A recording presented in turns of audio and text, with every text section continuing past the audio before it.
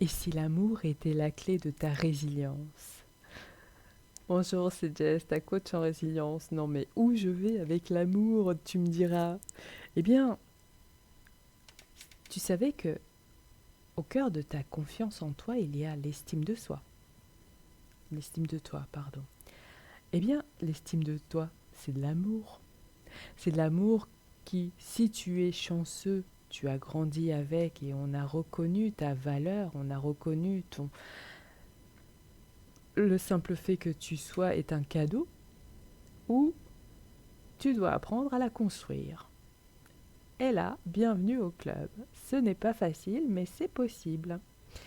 Le but est d'arriver à ces deux définitions de psychologues qui m'ont aidé à comprendre ça.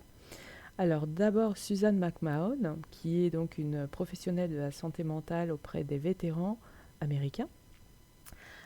À la fin de la journée, quand on a une estime de soi carrée, on arrive à se dire « J'assume ce que j'ai dit, j'assume ce que j'ai fait, je sais que j'ai fait de mon mieux ».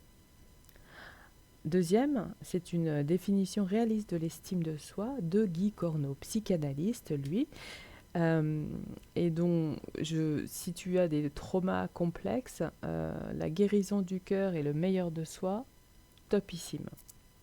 C'était la parenthèse lecture.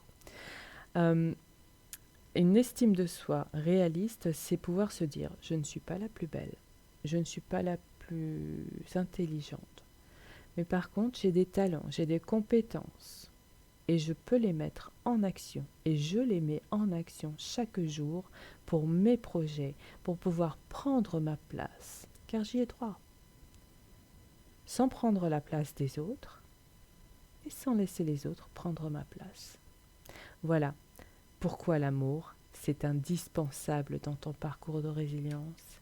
J'espère que cela va t'aider.